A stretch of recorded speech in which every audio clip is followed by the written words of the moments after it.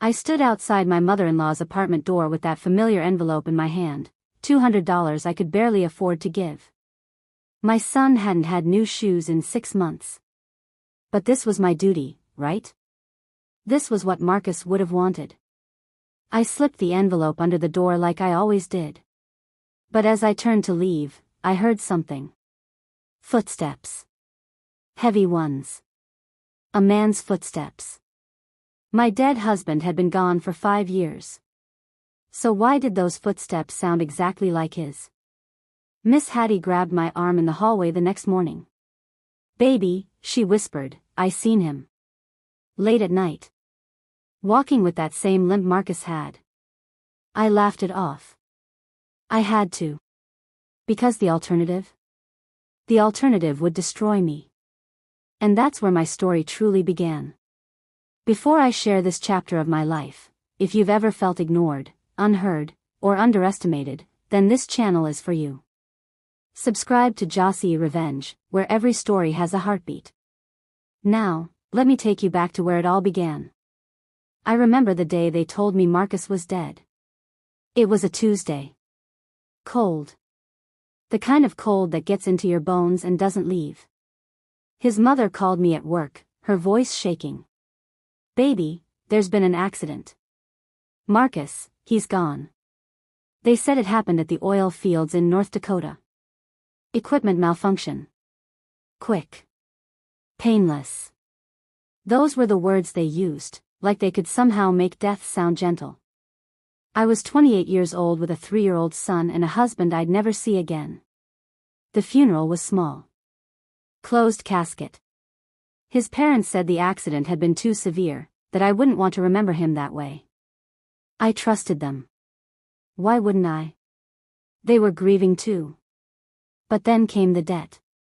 2 weeks after we buried Marcus, or at least, after we buried what I thought was Marcus, his father, Mr. Raymond, sat me down in their tiny living room.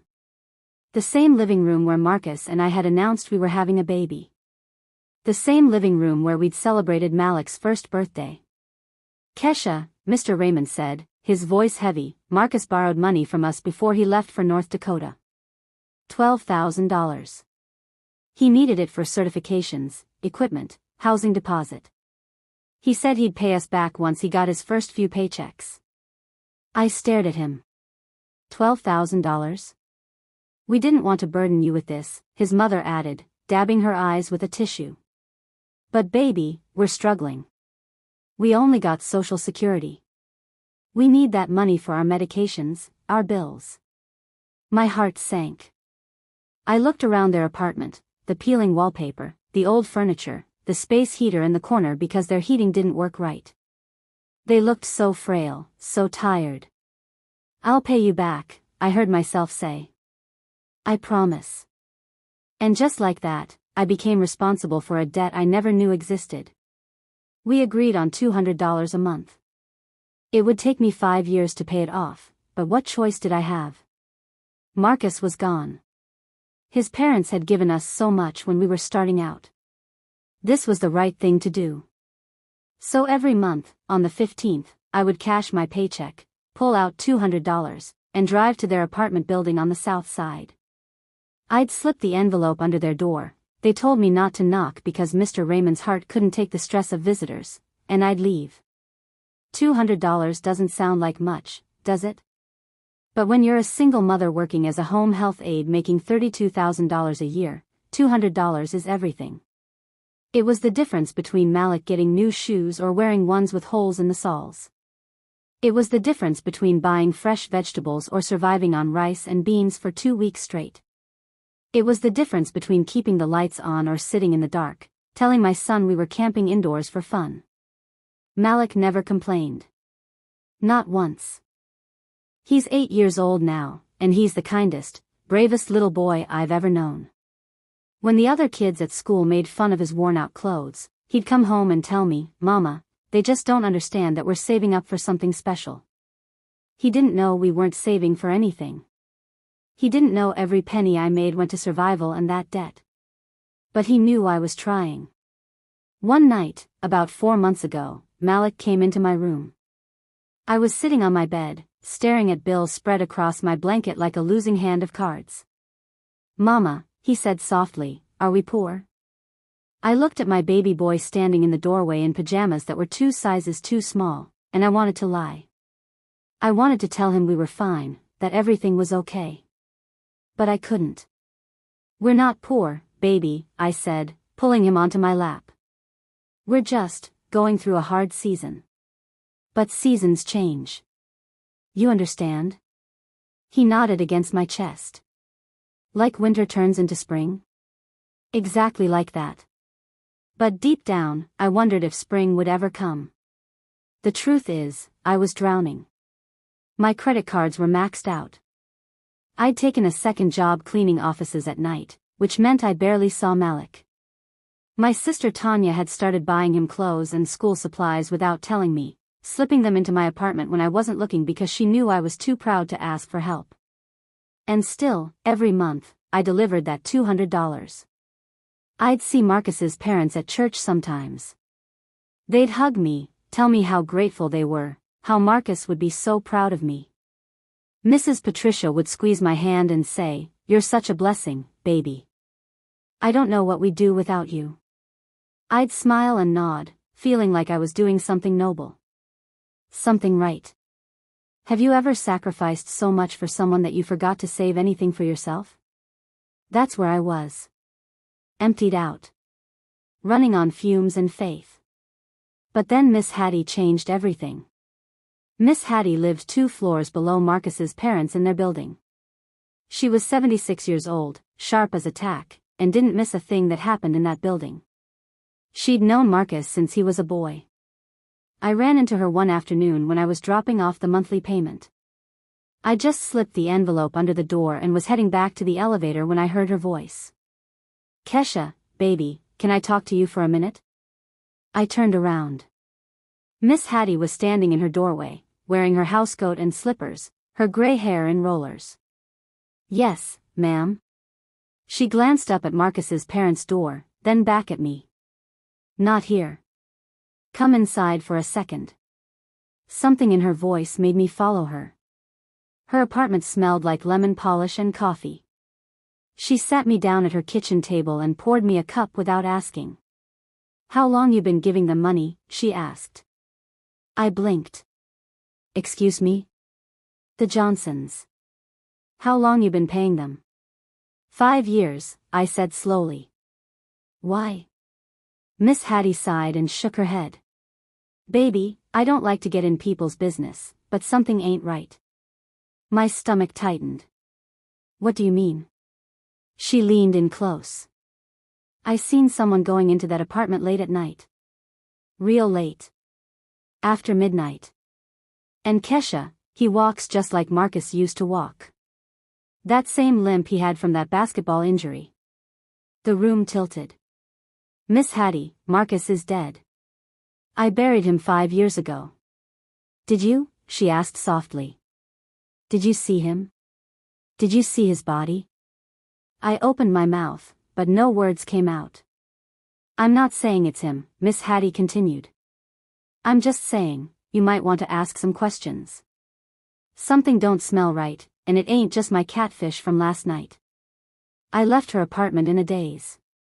Marcus couldn't be alive. That was impossible. Insane.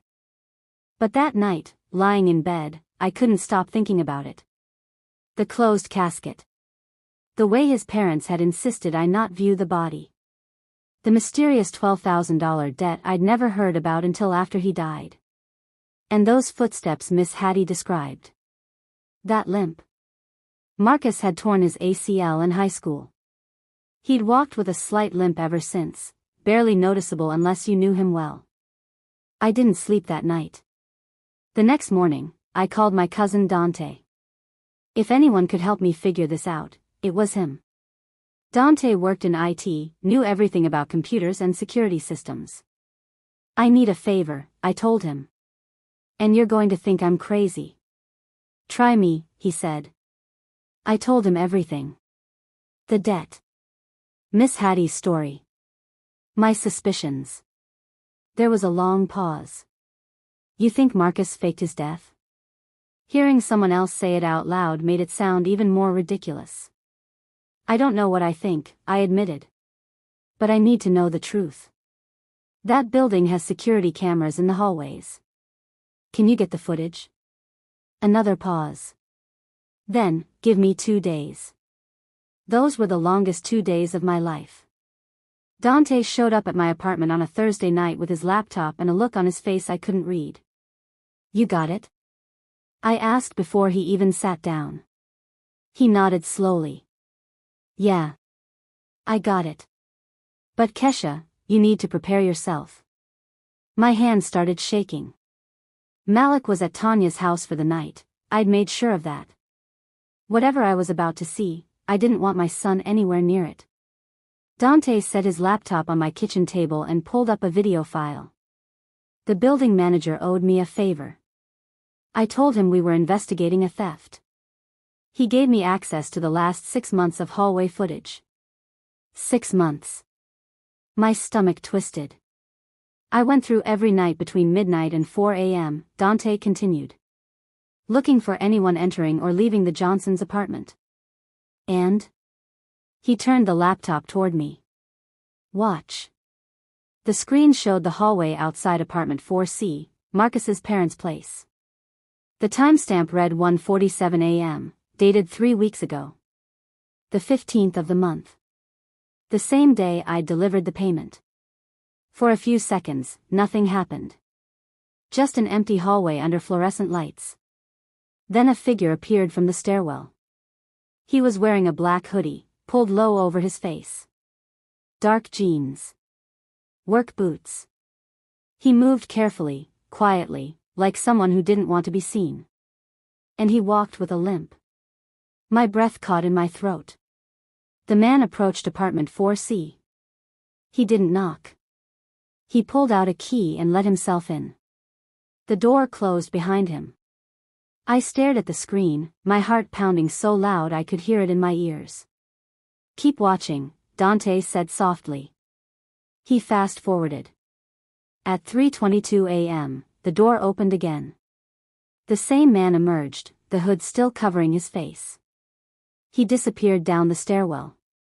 Dante clicked to another file. Here's the month before. Same pattern. Again, the hooded figure. The limp. The key. In at 1:43 a.m., out at 3:18 a.m. And the month before that. Same thing. Dante pulled up a split screen showing multiple dates. Kesha, this has been happening every single month. Always within a few hours after you drop off the payment. Always the same person. I couldn't speak. I couldn't move.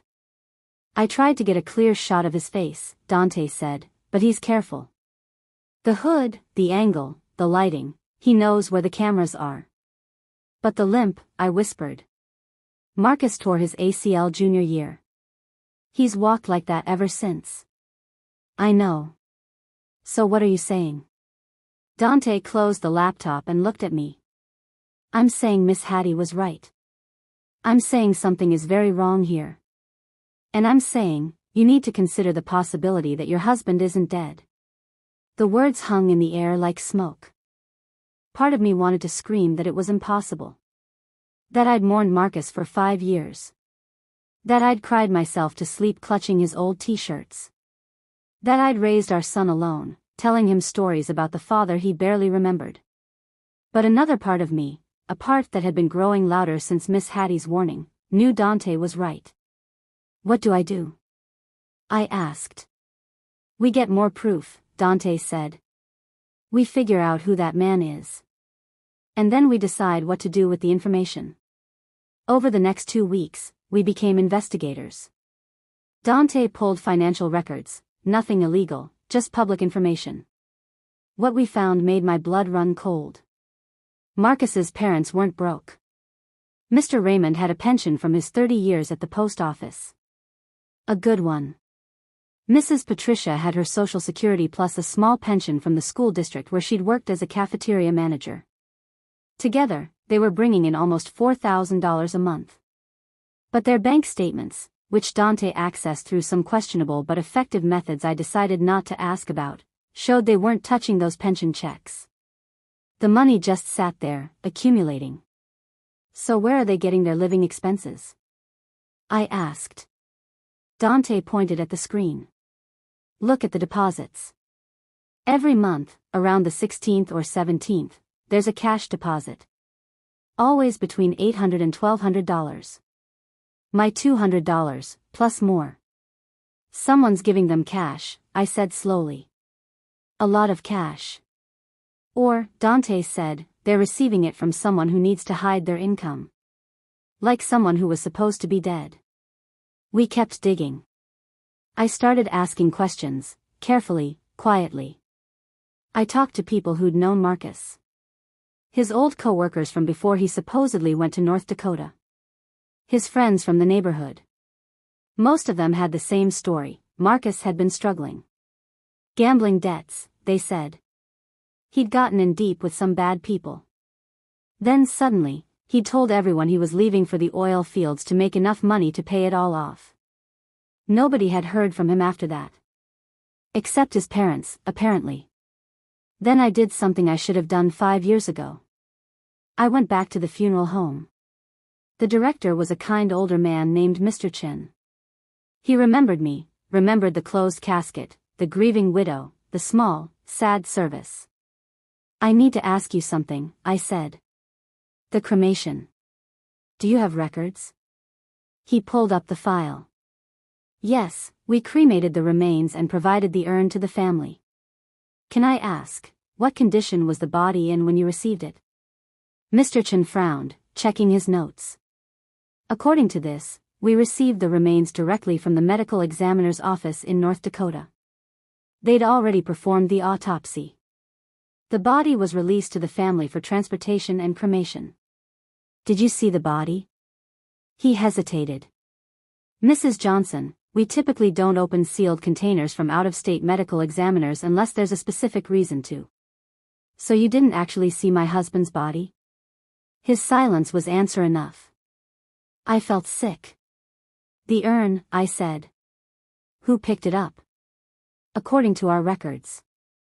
Mr. and Mrs. Johnson, the parents. They said you were too distraught and asked them to handle the arrangements. I'd never even seen Marcus's ashes. That night, I drove to Marcus's parents' building. It was late, almost midnight. I parked across the street where I could see the entrance. Dante was with me.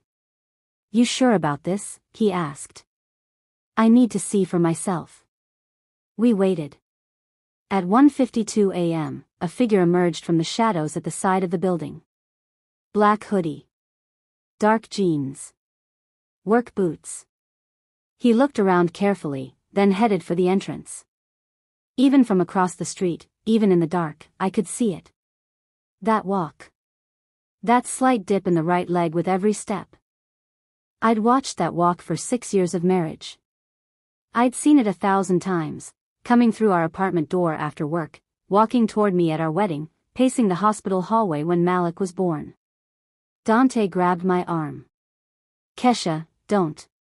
But I was already out of the car. I crossed the street, my heart hammering. The man was at the entrance, pulling out his key. Marcus. I shouted. He froze. For a moment, everything stopped. The world held its breath. Slowly, he turned around. Even with the hood shadowing his face, I could see his eyes. Brown eyes I'd looked into 1,000,000 times. Eyes I'd dreamed about. Eyes I'd cried over. My husband's eyes. Kesha, he said softly, and his voice, God, his voice, it was him. I don't remember moving, but suddenly I was right in front of him. My hand reached up and pulled back his hood. There he was. Marcus Johnson. Alive. Real. Standing 3 feet away from me. He had a beard now, grayer than before. A few more lines around his eyes. But it was him. You're dead, I whispered. I buried you. Baby, I can explain. The slap came out of nowhere. My hand connected with his face so hard it echoed off the buildings. "You're dead," I screamed. "You're dead, and I've been paying your parents for 5 years. I've been struggling and suffering and working myself to death, and you're alive?" People say that rage is hot, but mine was cold. Ice cold and crystal clear. Marcus touched his cheek, his eyes watering. "Let me explain. Please. Just let me." "Explain what?" "How you faked your own death. How you let me believe you were gone. How you let your son grow up thinking his father was dead." At the mention of Malik, something flickered across his face. Guilt, maybe. Or shame. "Is he okay?" Marcus asked quietly. "Malik. Is he?" "Don't you dare say his name," I hissed. "You don't get to ask about him. You don't get to care now." Dante appeared beside me. "We should go, Kesha." Before his parents. The building door opened. Mrs. Patricia stood there in her robe, her face pale. Behind her, Mr. Raymond looked like he'd seen a ghost. Which was ironic, considering. "Kesha, baby," Mrs. Patricia started, "this isn't what it looks like." "Really?" I said. "Because it looks like you've been helping your son fake his death while extorting money from your grandson's mother." "What exactly does it look like to you?" Mr. Raymond stepped forward. "Now, you need to calm down." "I need to calm down?" My voice rose to a shout. "I've been giving you money I didn't have. My son has been going without because I thought I owed you. And all this time, your son has been alive?" A few lights turned on in neighboring apartments. Curtains moved. "Good. Let them see." "Why?" I asked, looking at Marcus. "Just tell me why." He couldn't meet my eyes. "The gambling debts. They were gonna kill me, Kesha. I owed some dangerous people a lot of money. Faking my death was the only way out. So you let me think you were gone. You let Malik think he'd never see his father again. I was going to come back," Marcus said. "Once I'd saved enough money, once things cooled down, I was going to come back in." "And what? Surprise us? Pretend you'd been in a coma for 5 years?" He had no answer. I looked at his parents. "And you? You took my money knowing your son was alive. You looked me in the eyes, at church, and thanked me for my sacrifice while you were running a con." Mrs. Patricia started crying. We needed the money to help Marcus get back on his feet. To keep him safe. With him, why money? Money I could barely afford? Money that should have been feeding your grandson? The door opened again. More neighbors now, watching the drama unfold. I took a step back, suddenly exhausted. "I trusted you. All of you." "Kesha, please," Marcus reached for me. I jerked away. "Don't touch me. Don't ever touch me." I looked at all 3 of them, these people I'd loved, mourned, sacrificed for. "This isn't over," I said quietly. "Not even close." Then I turned and walked away, Dante beside me. Behind me, I heard Marcus call my name. I didn't look back. Have you ever had your entire reality shattered in a single moment? Have you ever discovered that everything you believed was a lie? That's where I was. Standing on the rubble of my old life, trying to figure out how to build a new one. But first, I needed answers. And I needed justice. I didn't sleep for 3 days. Every time I closed my eyes, I saw Marcus's face. Alive. Real. Standing there like the past 5 years had been nothing but a bad dream. But it wasn't a dream. It was a nightmare. And I was wide awake. Dante stayed at my apartment that first night, sleeping on the couch in case I needed him. Smart man. Because around 3 in the morning, I did. "I need to know everything," I told him, standing in my living room in my pajamas, my hands shaking. Where he's been living. What he's been doing. How deep this goes. Dante sat up, rubbing his eyes. Kesha, maybe we should go to the police. Not yet, I said. Not until I have the whole picture. They lied to me for 5 years, Dante. 5 years. I need to know why. I need to know everything. He looked at me for a long moment, then nodded. All right. Let's find out. The next morning, I called in sick to work. First time in 3 years. I didn't care. Some things are more important than a paycheck. Dante and I started with the obvious question. If Marcus wasn't dead, where had he been living? He can't have been staying with his parents full-time, Dante reasoned. Too risky. Neighbors would notice. Plus, that apartment is tiny. We went back through the security footage, tracking every time the hooded figure left the building. He always went the same direction, toward the parking lot on the east side. Can you get the parking lot footage? I asked. Dante smiled grimly. Already on it. It took him 6 hours, 3 energy drinks, and some computer magic I didn't understand, but he got it. The footage showed our hooded man getting into a silver Honda Civic. The license plate was partially obscured, but Dante worked his magic, enhancing the image until we could make out most of the numbers. Got you, he whispered. Running the plate led us to a name, Darius Webb. Who the hell is Darius Webb? I asked. Dante did some digging. Turned out, Darius Webb was one of Marcus's oldest friends. They'd grown up together, played basketball together, got into trouble together. I remembered him vaguely from before Marcus died. Darius had come to the funeral, hugged me, told me how sorry he was. He'd looked me in my grieving eyes and lied. I'm going to kill him, I said flatly. Get in line, Dante muttered, still typing. Okay, so Darius lives in Gary, Indiana. About 40 minutes from here. Works at an industrial park doing warehouse maintenance. Is that where Marcus has been hiding? Maybe. Or maybe Darius is just the middleman, bringing him supplies, money, whatever. I stood up. Then we follow Darius. Kesha. We follow him, I repeated. And we find Marcus. Dante sighed. You're not going to let this go, are you? Would you? He shook his head. No. I really wouldn't. So that's how I found myself sitting in Dante's car outside an industrial park in Gary, Indiana on a Saturday afternoon, watching a warehouse like we were in some kind of crime movie. Darius worked until 6.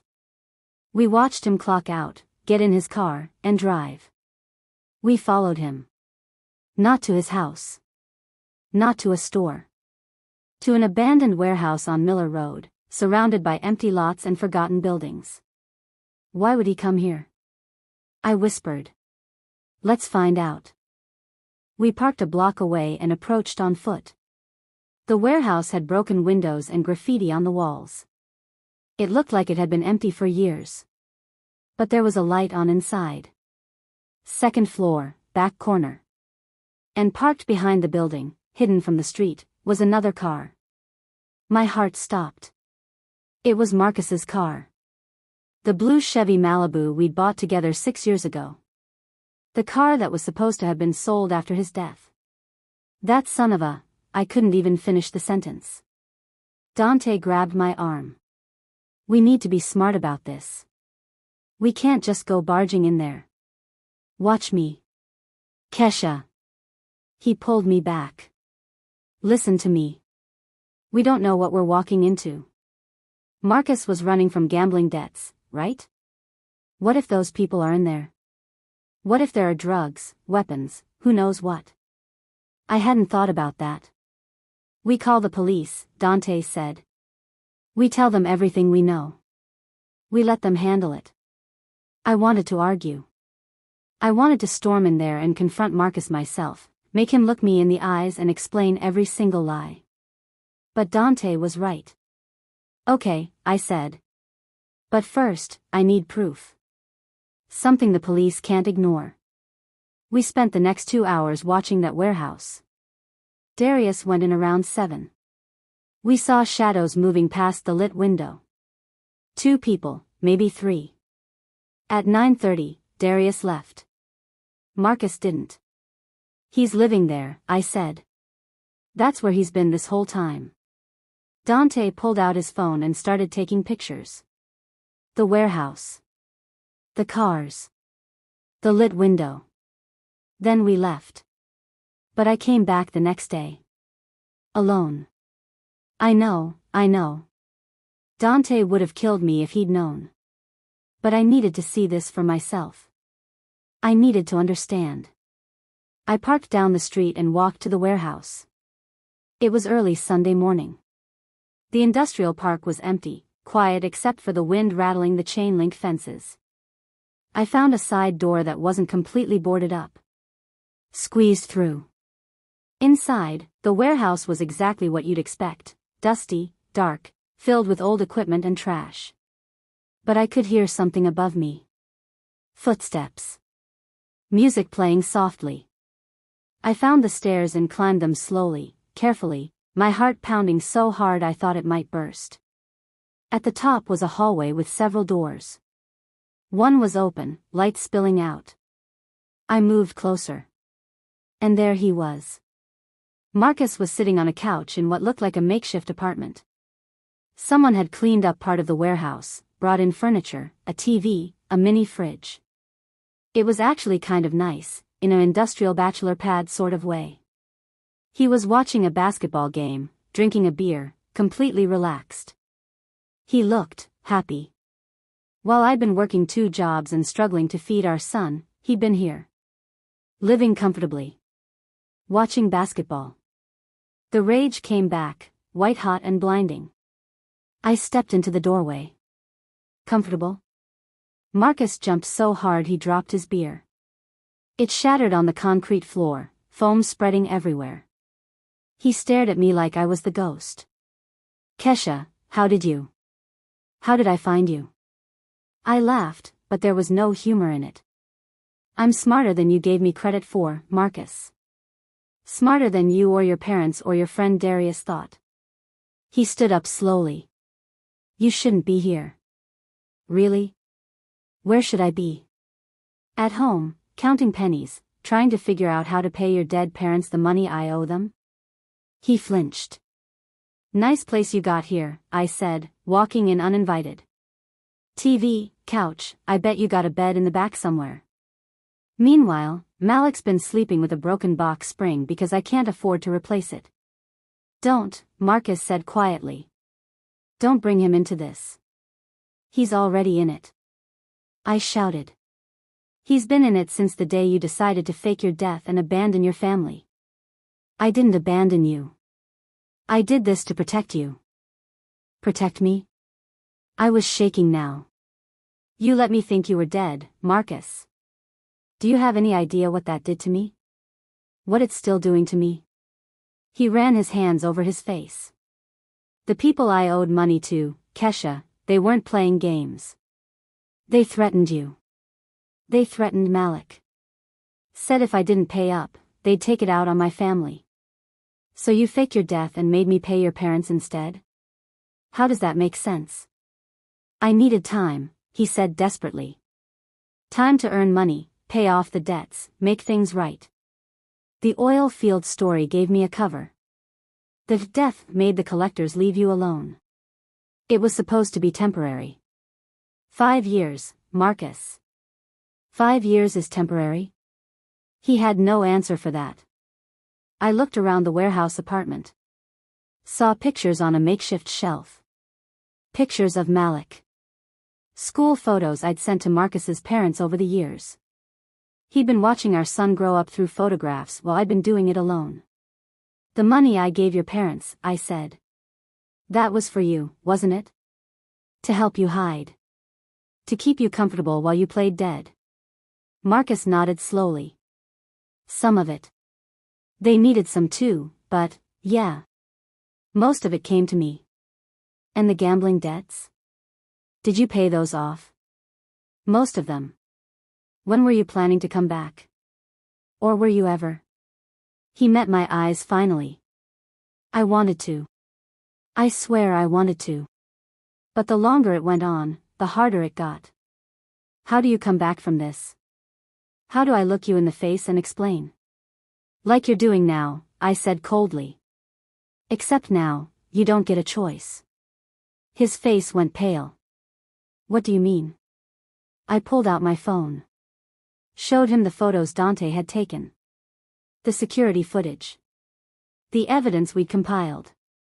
I know everything, Marcus. Where you've been. What you've been doing. The fake death certificate. The fake cremation. All of it. Kesha, please. I'm going to the police, I said.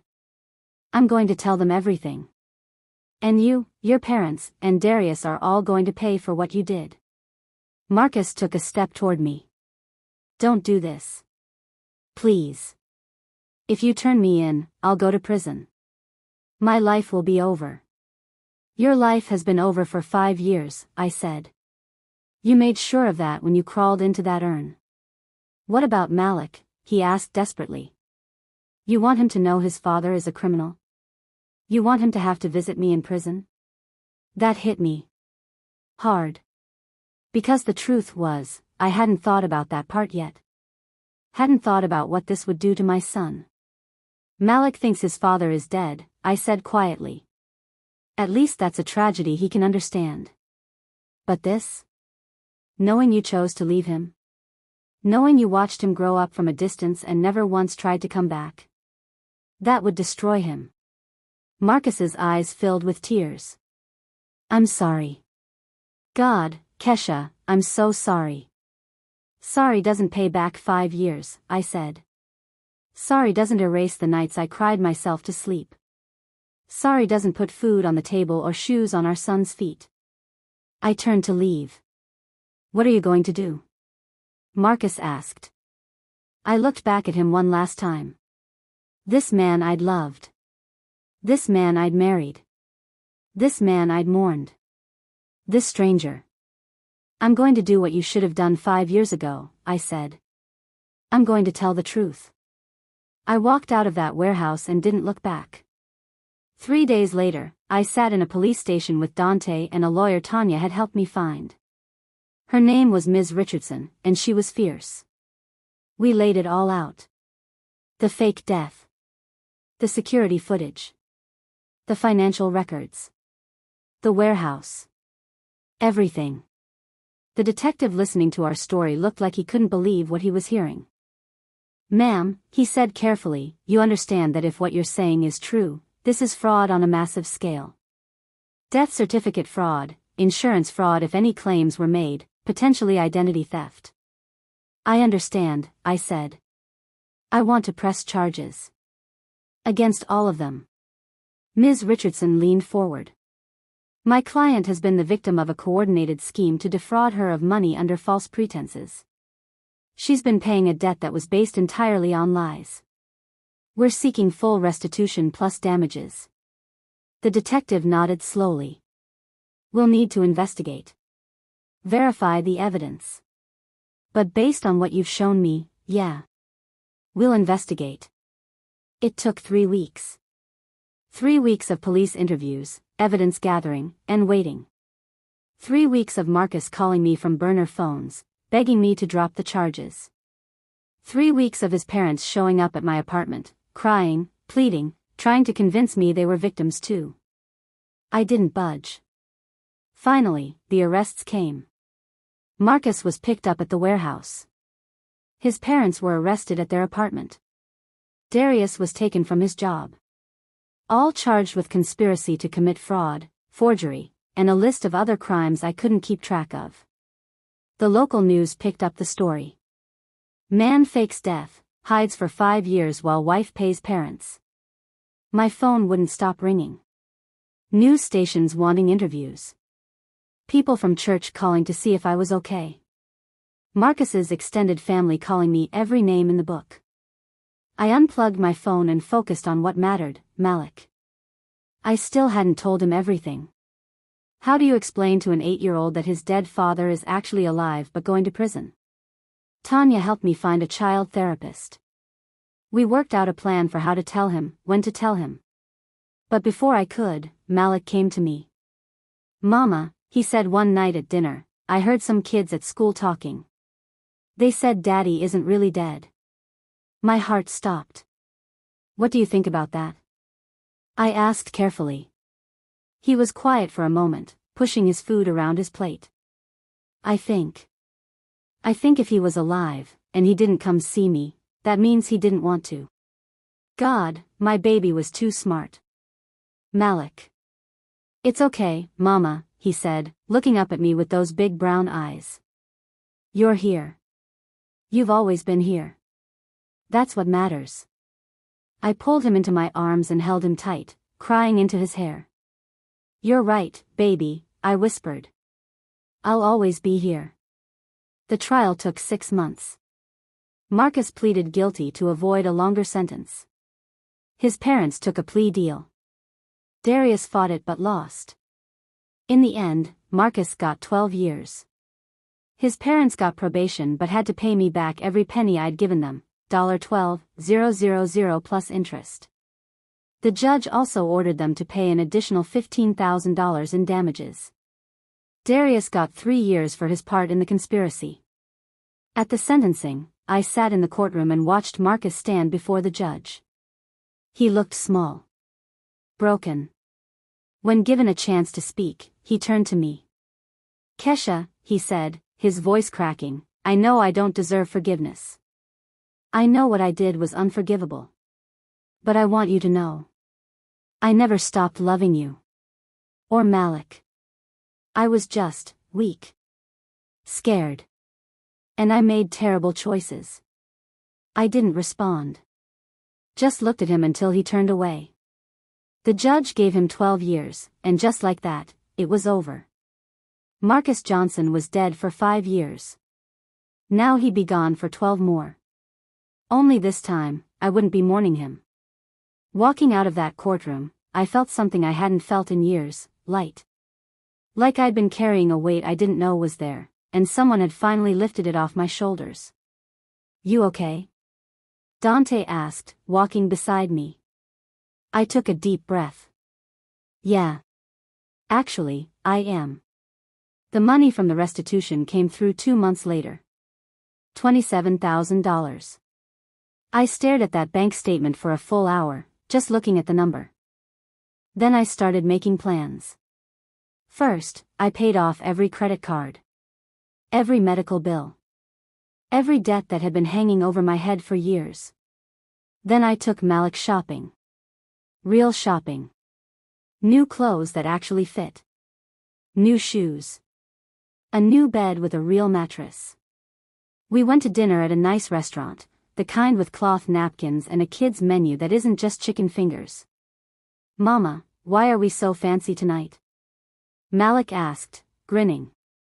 "Because we deserve it," I said. "We've been through a hard season, baby. But spring is finally here." He remembered what I'd told him all those months ago. His smile got even bigger. With the rest of the money, I made a down payment on a small condo in a better neighborhood. Better schools. Safer streets.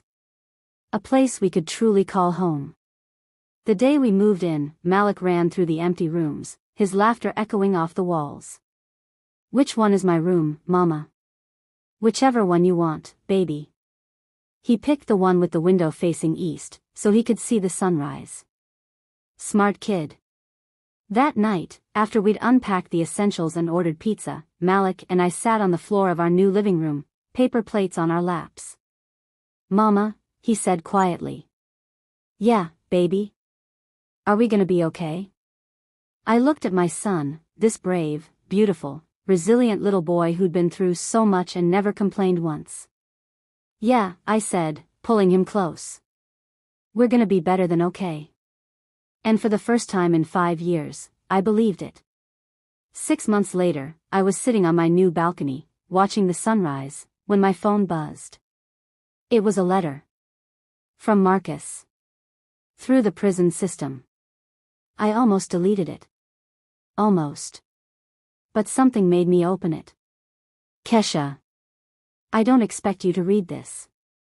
I don't expect anything from you anymore. But I need you to know something. You were always stronger than me. Always braver. I see that now. While I was running from my problems, you were facing yours head on. While I was hiding, you were raising our son. While I was lying, you were living. Tell Malik I'm sorry. Tell him his father was a coward, but his mother is a hero. You deserved better than me. You always did. Marcus. I read it twice. Then I deleted it. Not out of anger. Not out of bitterness. But because I didn't need his apology anymore. I didn't need his validation or his regrets. I'd already forgiven him, not for his sake, but for mine. Because holding on to that anger would have kept me chained to him, and I was finally free. Malik came out onto the balcony, rubbing sleep from his eyes. Morning, Mama. Morning, baby. He climbed into my lap, even though he was getting too big for it, and we watched the sun come up together. You know what I learned through all of this? I said softly. What? That sometimes the people you trust most will let you down. But that doesn't mean you stop trusting. It means you get wiser about who deserves your trust. He thought about that. Like Miss Hattie? I smiled. Miss Hattie had become like a grandmother to Malik. She visited our new place every Sunday for dinner. Exactly like Miss Hattie. And like Aunt Tanya. And Dante.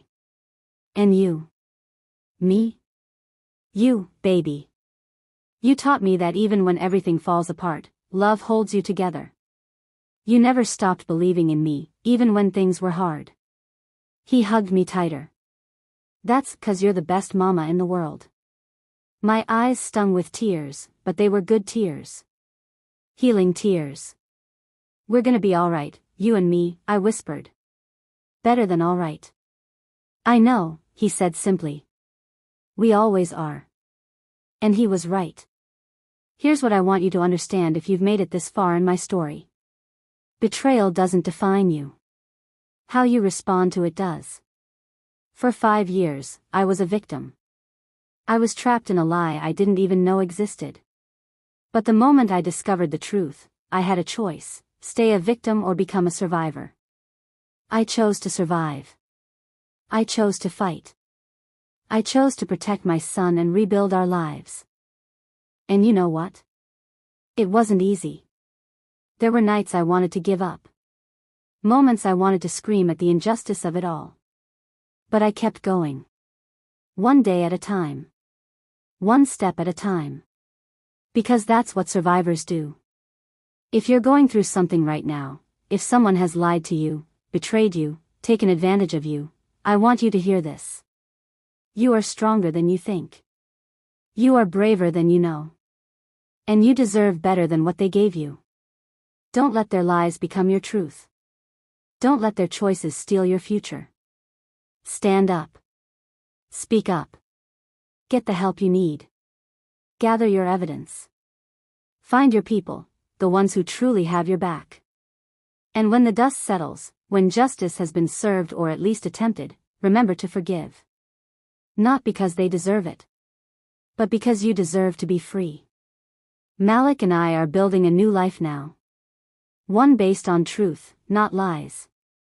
One built on our own strength, not someone else's manipulation. And every morning when that sun comes up, I'm reminded, weeping may endure for a night, but joy really does come in the morning. My morning finally came. And yours will too. If my story touched you, hit that subscribe button for more emotional tales from Jossy Revenge. And even if it didn't? Come on, subscribe anyway, I'll win you over next time. Drop a comment and tell me, have you ever discovered a truth that changed everything? How did you survive it? Like this video, share it with someone who needs to hear it, and let's keep these stories alive. Because somewhere out there, someone needs to know they're not alone. Thanks for watching. And remember, you're stronger than your story. This is Jossy Revenge, and I'll see you in the next one.